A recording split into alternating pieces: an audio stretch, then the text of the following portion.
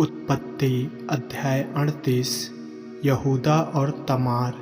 उन्हीं दिनों में ऐसा हुआ कि यहूदा अपने भाइयों के पास से चला गया और हीरा नामक एक अदुल्लाम वासी पुरुष के पास डेरा किया। वहाँ यहूदा ने सूर नामक एक कनानी पुरुष की बेटी को देखा और उससे विवाह करके उसके पास गया। वह गर्भवती हुई और उसके एक पुत्र उत्पन्न हुआ और यहूदा ने उसका नाम एर रखा।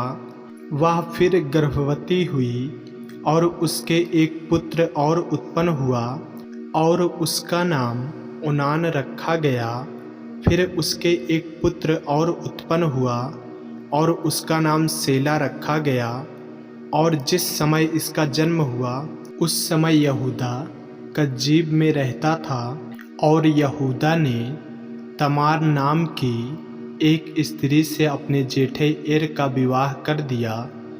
परंतु यहूदा का वह जेठा एर यहोवा के लेखे में दुष्ट था, इसलिए यहोवा ने उसको मार डाला। तब यहूदा ने ओनान से कहा, अपनी भौजाई के पास जा और उसके साथ देवर का धर्म पूरा करके अपने भाई के लिए संतान उत्पन्न कर। ओनान जानता था कि संतान मेरी न ठहरेगी, इसलिए ऐसा हुआ कि जब वह अपनी भौजाई के पास गया तब उसने भूमि पर वीर गिराकर नाश किया, जिससे ऐसा न हो कि उसके भाई के नाम से वंश चले। यह काम जो उसने किया उससे यहोवा अप्रसन्न हुआ और उसने उसको भी मार डाला। तब यहूदा ने इस डर के मारे कि कहीं ऐसा ना हो कि अपने भाइयों के समान सेला भी मरे, अपनी बहू तमार से कहा, जब तक मेरा पुत्र सेला सियाना न हो जाए तब तक अपने पिता के घर में विधवा बैठी रहा। इसलिए तमार अपने पिता के घर में जाकर रहने लगी। बहुत समय बीतने पर यहूदा की पत्नी जो सूआ की बेटी थी वह मर गई। फिर यहूदा शोक के दिन बीतने पर अपने मित्र हीरा अदुल्लाम वासी समेत अपने भेड़ बकरियों का ऊन कतरने वालों के पास तिम्नात को गया। और तमार को यह समाचार मिला, तेरा ससुर अपनी भेड़ बकरियों का ऊन कतराने के लिए तिम्नात को जा रहा है।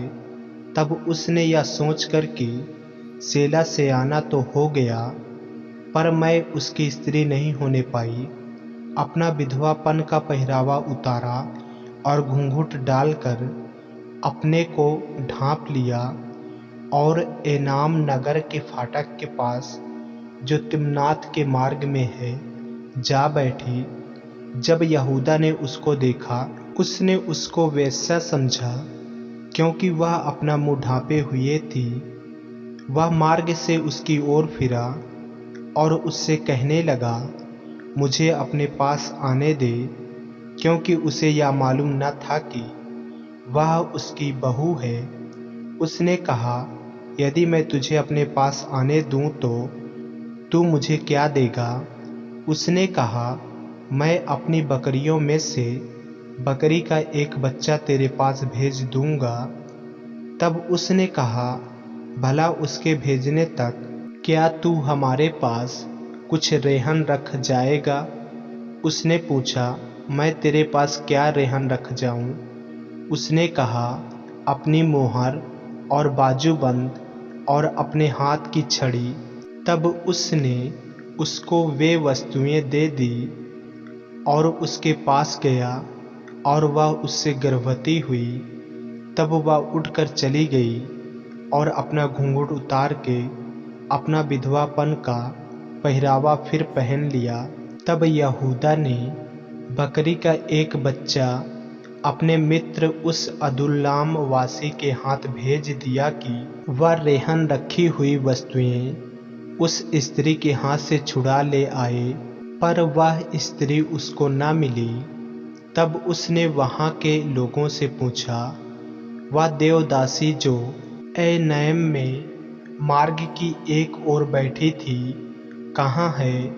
उन्होंने कहा, यहाँ तो कोई देवदासी न थी। इसलिए उसने यहूदा के पास लौट के कहा, मुझे वह नहीं मिली। और उस स्थान के लोगों ने कहा, यहाँ तो कोई देवदासी न थी। तब यहूदा ने कहा, अच्छा, वह बंधक उसी के पास रहने दे, नहीं तो हम लोग तुच्छ गिने जाएंगे। देख, मैंने बकरी का यह बच्चा भेज दिया था, पर वह मुझे नहीं मिली। लगभग 3 महीने के बाद यहूदा को यह समाचार मिला, तेरी बहू तमार ने व्यभिचार किया है, वरन वह व्यभिचार से गर्भवती भी हो गई है। तब यहूदा ने कहा, उसको बाहर ले आओ कि वह जलाई जाए। जब उसे बाहर निकाला जा रहा था, तब उसने अपने ससुर के पास यह कहला भेजा, जिस पुरुष की ये वस्तुएं हैं, उसी से मैं गर्भवती हूँ। फिर उसने यह भी कहलाया, पहचान तो सही कि यह मोहर और बाजूबंद और छड़ी किसकी है। यहूदा ने उन्हें पहचान कर कहा, वह तो मुझसे कम दोषी है, क्योंकि मैंने उसका अपने पुत्र सेला से विवाह न किया और उसने उससे फिर कभी प्रसंग न किया। जब उसके जनने का समय आया, तब यह जान पड़ा कि उसके गर्भ में जुड़वे बच्चे हैं। और जब वह जनने लगी, तब एक बालक का हाथ बाहर आया और धाया ने लाल सूत्र लेकर उसके हाथ में यह कहते हुए बांध दिया, पहले यही उत्पन्न हुआ। जब उसने हाथ समेट लिया, तब उसका भाई उत्पन्न हो गया।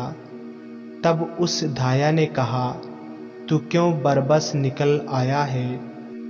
इसलिए उसका नाम प्रेस रखा गया। पीछे उसका भाई, जिसके हाथ में लाल सूत बंधा था, उत्पन्न हुआ और उसका नाम जेरह रखा गया।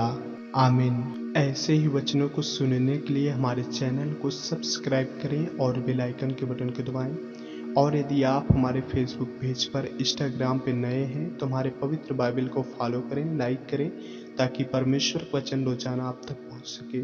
जय मसीह की। प्रभु आपको आशीष दे।